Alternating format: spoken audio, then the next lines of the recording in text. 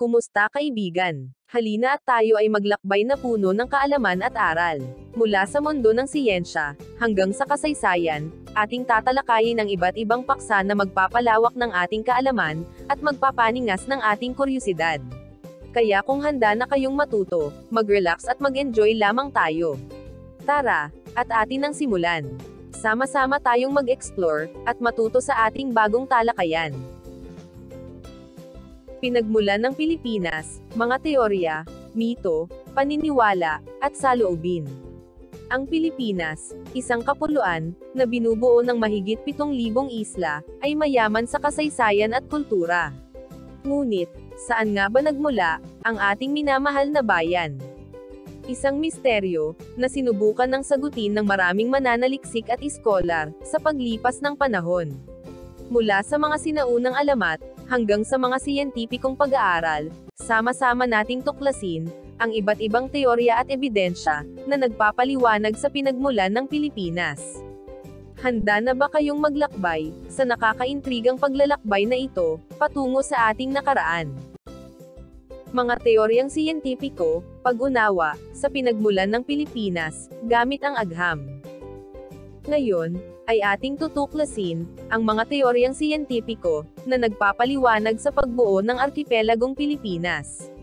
Ating tatalakayin, ang mga ebidensyang heolohiko, biolohikal, at pangheograpiya, na nagbibigay liwanag, sa mahabang proseso ng pagkabuo ng ating bansa. Mula sa paggalaw ng mga tectonic plates, hanggang sa ebolusyon ng mga species, handa na ba kayong sumisid sa mundo ng agham, at tuklasin ang mga kamanghamanghang paliwanag, sa pinagmulan ng Pilipinas? Samahan nyo kami sa paglalakbay na ito, tungo sa pag-unawa sa ating geographical na kasaysayan. Maraming teorya tungkol sa pinagmulan ng Pilipinas. Ngunit, ano nga ba ang teorya? Ang teorya, ay isang paliwanag, tungkol sa isang penomena o pangyayari, na itinuturing bilang tama o tumpak, na maaaring gamitin bilang prinsipyo, ng paliwanag o prediksyon. Dagdag pa dito, ang teorya, ay maaaring fundamental na batas, doktrina, o paniniwala bilang sagot, paliwanag o gabay sa inoobserbahan, o pinag-aaralang impormasyon o datos. Sinasabi, na ang teorya ay makaagham, at hindi pa lubos na napatutunayang totoo ang mga nasabing paliwanag. Sa kasalukuyan, may mga teoryang naglalarawan ng pinagmulan ng mga lupain sa daigdig, kabilang na ang pinagmulan ng Pilipinas. Teoryang Bulkanismo, pag-unawa sa pinagmulan ng Pilipinas gamit ang agham. Ang teoryang Bulkanismo, na kilala rin bilang Pacific Theory, ay nagpapaliwanag sa pagkabuo ng Pilipinas, sa pamamagitan ng pagputok ng mga bulkan, sa ilalim ng karagatang Pasipiko. Ayon kay Dr. Bailey Willis, isang Amerikanong heologo, nabuo ang Pilipinas, sa pagsabog ng Pacific Basin. Ipinalalagay na patunay nito, ang pagkakatulad ng kalupaan ng kabundukan sa Pilipinas, at ng mga batong nasa ilalim ng dagat. Matatagpuan ang Pilipinas, sa tinatawag na Pacific Ring of Fire, isang grupo ng mga lupain sa Pasipiko, kung saan, madalas ang pagsabog ng mga bulkan, ayon sa mga siyentipiko. Ang teoryang Bulkanismo, ay isang mahalagang teorya, na nagpapaliwanag sa pagkabuo ng Pilipinas. Ito ay nagpapakita, kung paano nabuo ang ating bansa, mula sa mga pagputok ng bulkan sa ilalim ng karagatan. Ang teorya, ay patuloy na pinag-aaralan, at pinapalawak ng mga siyentista, upang mas maunawaan ang ating geographical na kasaysayan. Teoryang Plate Tectonics, ang nagbabagong mukha ng mundo. Ang teoryang plate tectonics, ay isang revolusyonaryong konsepto sa agham, na nagpapaliwanag sa paggalaw ng mga malalaking bloke ng bato o plates, na bumubuo sa lithosphere ng mundo. Ang teoryang ito, ay nag-uugnay sa iba't ibang penomena, gaya ng pagbuo ng mga bundok, bulkan, lindol, at ang pagbabago ng hugis ng mga kontinente, sa paglipas ng milyon-milyong taon. Nabuo ang teoryang ito, dahil sa pinagsama-samang ideya, na bunga ng masusing pananaliksik at pag-aaral ng mga siyentipiko. Ayon sa kanila, ang crust ng daigdig, ay binubuo ng malalaki at makakapal na tectonic plate. Maihahalin tulad sa bahagi ng isang jigsaw puzzle, ang kalupaan ng daigdig. Nakatungtong ang mga kontinente at karagatan ng daigdig sa malalaking tectonic plate na tinatawag na continental plate. Patuloy sa paggalaw at pag-ikot sa mainit na magma ang mga plate tectonic na ito. Ang pagbabanggaan ng mga tectonic plate ang naging dahilan ng pagkakabuo ng mga bundok, isla, at bulkan. Naging sanhi din ito ng pagsabog ng bulkan, lindol, rock formations, at tsunami. Ang kapuluan ng Pilipinas ay may sariling tectonic plate na tinutungtungan at ipinalalagay ng teoryang plate tectonics na nabuo ang kapuluan ng Pilipinas, bunga ng paggalaw ng mga continental plate. Ang teoryang plate tectonics ay isang mahalagang konsepto sa pag-unawa sa pagbuo at pagbabago ng mundo. Ang patuloy na pag-aaral at pananaliksik sa larangan na ito ay nagbibigay ng mas malalim na pag-unawa sa mga proseso na bumubuo sa ating planeta at nakakaapekto sa ating buhay. Teoryang tulay na lupa ang nawalang daan sa pagitan ng Asya at Pilipinas. Ang teoryang tulay na lupa ay nagpapaliwanag kung paano nagkaroon ng koneksyon ang Pilipinas sa mainland Asia sa pamamagitan ng mga land bridges na dati ay nag-uugnay sa mga isla. Isang Austrianong heologo na si Eduard Suess ang nagpasimula ng teoryang ito. Nagkaroon ng tulay na lupa na nag-uugnay sa iba't ibang bahagi ng daigdig. Ang ilang bahagi ng Pilipinas ay nakakabit sa mainland o Kalakhang Asya sa pamamagitan ng continental shelf. Ang continental shelf ay ang mga lupain sa gilid ng kontinente na bahagyang nakalubog sa tubig na tinatawag na shelf sea. Sa panahon ng Ice Age, ay mababa ang antas ng tubig sa karagatan, at ang ilang bahagi ng Kalakhang Asya at ang Pilipinas ay pinagdurugtong ng tulay na lupa. Natunaw ang mga yelo sa pagdaan ng panahon, kaya tumaas ang tubig ng karagatan, at lumubog ang tulay na lupa. Ang ilang bahagi ng Pilipinas ay lumubog din, maging ang mga matataas na lupain ng kapuluan, na nakalitaw sa karagatan. Naging mga pulo ito, at naging anyo ng kapuluan ng Pilipinas sa kasalukuyan. Ang teoryang tulay na lupa, ay isang mahalagang teorya, na nagpapaliwanag sa pagkabuo ng Pilipinas. Ito ay nagpapakita kung paano nagkaroon ng koneksyon ang ating bansa sa mainland Asia sa pamamagitan ng mga land bridges o tulay na lupa. Ang teorya ay patuloy na pinag-aaralan ng mga siyentista upang mas maunawaan ang ating geographical at biolohikal na kasaysayan.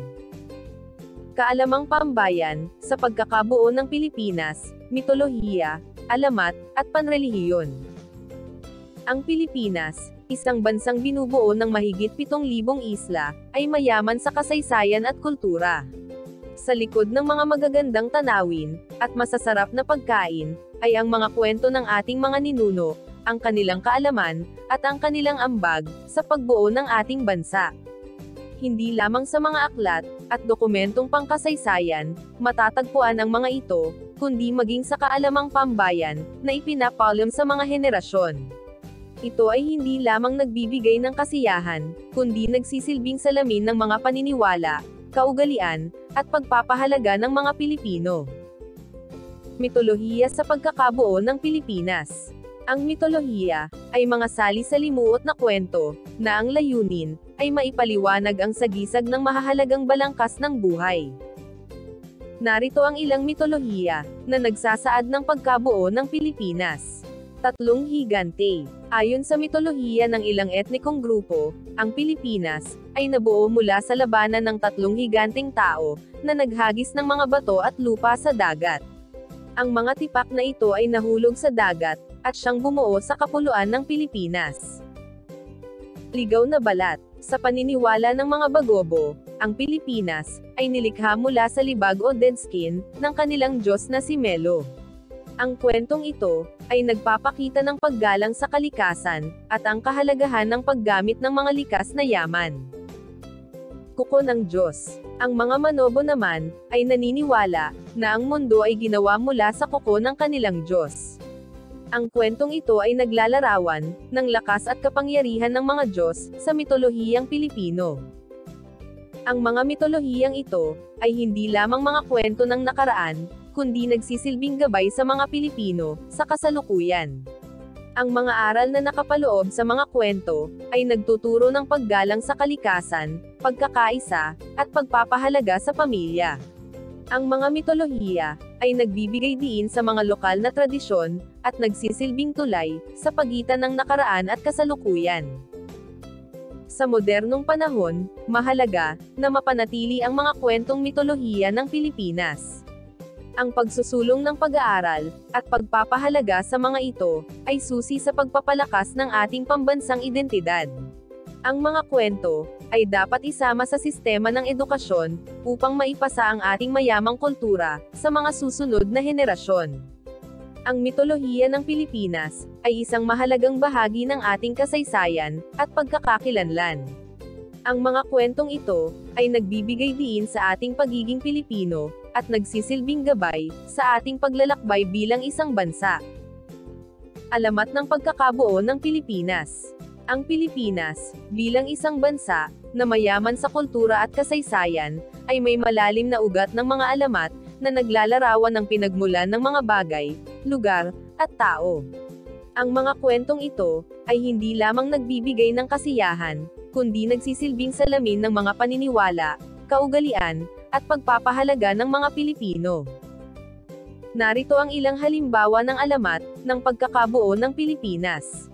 Ang alamat ng Pilipinas. Ayon sa alamat, ang Pilipinas, ay nabuo mula sa isang higanti, at ang kanyang 3 anak na babae. Ang 3 dalagita, ay hindi sumunod sa bilin ng kanilang ama, na huwag lalabas ng kanilang kuweba. Sa kasamaang palad, ay namatay sa gitna ng dagat. Ang kanilang ama, na nagsisisi sa kanilang kamatayan, ay nagtayo ng mga isla sa dagat, bilang alaala sa kanila. Malaking ibon. Ang ibon na si Manaol, ay naghahanap ng lugar na kanyang mapapahingahan. Sa kanyang paglipad, humingi ng tulong si Manaol, sa Diyos ng karagatan na si Kaptan, at Diyos ng kalangitan na si Magawayan. Pero dahil puro dagat lang, ang natatanaw sa kapaligiran, ay walang madapuan si Manaol. Dahil dito, pinag-away niya ang Diyos ng karagatan at kalangitan. Pinataas ng Diyos ng karagatan ang mga alon nito, hanggang umabot sa kalangitan. Ipinukol naman ng Diyos ng kalangitan, ang malalaking bato sa karagatan, na nang lumaon ay siyang naging kapuluan ng Pilipinas. Ang mga alamat, ay nagsisilbing gabay sa mga Pilipino, sa kanilang pamumuhay. Ang mga aral na nakapaloob sa mga kwento, ay nagtuturo ng paggalang sa kalikasan, pagkakaisa, at pagpapahalaga sa pamilya. Ang mga alamat, ay nagbibigay diin sa mga lokal na tradisyon, at nagsisilbing tulay, sa pagitan ng nakaraan at kasalukuyan. Sa pagtatapos, ang mga alamat ng Pilipinas, ay isang mahalagang bahagi ng ating kasaysayan, at pagkakakilanlan. Ang mga kwentong ito, ay nagbibigay diin sa ating pagiging Pilipino, at nagsisilbing gabay, sa ating paglalakbay bilang isang bansa. Paniniwalang panrelihiyon, sa pagkakabuo ng Pilipinas. Ang Pilipinas, isang bansang mayaman sa kultura at kasaysayan, ay kilala bilang isang bansang may malalim na paniniwala sa relihiyon. Ang mga paniniwalang panrelihiyon, ay hindi lamang nagbigay ng espiritual na gabay sa mga tao, kundi nag-aambag din, sa pagkakabuo at paghubog ng ating pambansang pagkakakilanlan. Ayon sa paniniwalang panrelihiyon, nilikha ng isang makapangyarihang Diyos, ang isang buong sanlibutan, kasama na ang bansang Pilipinas. Ang paniniwalang panrelihiyon sa Pilipinas, ay hindi lamang isang aspeto ng buhay ng mga tao, kundi isang mahalagang salik, sa pagkakabuo ng ating lipunan, at kultura. Mula sa mga katutubong paniniwala, hanggang sa pagdating ng mga banyagang relihiyon, ang mga ito, ay nagbigay ng hugis, at kulay, sa ating pambansang identidad. Sa kabila ng mga hamon ng modernisasyon at globalisasyon, ang mga paniniwalang ito, ay patuloy na nagbibigay ng gabay, at inspirasyon sa mga Pilipino, na nag-uugnay sa ating nakaraan, at naglalayong patatagin ang ating kinabukasan. Sa pagtatapos ng ating paglalakbay, sa pagtuklas ng pinagmulan ng Pilipinas, mahalagang tandaan, na ang kwento ng ating bansa, ay isang salaysay, na patuloy na isinusulat. Ang mga teorya, alamat, at paniniwalang panrelihiyon, na ating tinalakay, ay nag-aalok ng magkakaibang pananaw, ngunit, Lahat sila ay nag-aambag sa mas malawak na pag-unawa sa ating kasaysayan. Walang iisang sagot na nagpapaliwanag ng lahat, at ang pagkakaiba-iba ng mga interpretasyon ay nagpapakita lamang ng kayamanan at komplikasyon ng ating pinagmulan. Ang pag-aaral ng ating pinagmulan ay hindi lamang isang pagtingin sa nakaraan, kundi isang paghahanda para sa hinaharap. Sa pagkilala sa ating mga ugat, mas naiintindihan natin ang ating kasalukuyan, at mas mabisa nating mabubuo ang ating kinabukasan. Ang pagpapahalaga sa ating mga alamat, paniniwala, at mga natuklasang archaeological ay nagpapalakas sa ating pambansang identidad, at nagbibigay inspirasyon sa atin na patuloy na tuklasin ang ating sarili bilang isang bansa. Ang paglalakbay na ito ay nagsimula sa pagsasaliksik sa iba't ibang teorya ng pagkabuo ng kapuluan, mula sa mga teoryang pangagham hanggang sa mga alamat at paniniwalang panrelihiyon. Ang bawat isa sa mga ito ay nag-aalok ng isang piraso ng palaisipan na nagpapakita ng iba't ibang perspektiba at interpretasyon. Ang pag-unawa sa mga ito ay nagpapayaman sa ating pag-unawa sa ating pinagmulan. Sa huli, ang pinagmulan ng Pilipinas ay isang kwentong patuloy na binubuo, isang kwentong isinusulat hindi lamang ng mga mananalaysay at arkeologo, kundi ng bawat Pilipino sa pamamagitan ng kanilang mga karanasan, kontribusyon, at pagpapahalaga sa kanilang kultura at kasaysayan. Ang paglalakbay na ito ay isang paalala na ang ating pagiging Pilipino ay isang patuloy na paglalakbay ng pagtuklas at pag-unawa. Hanggang sa muli, maraming salamat sa panonood.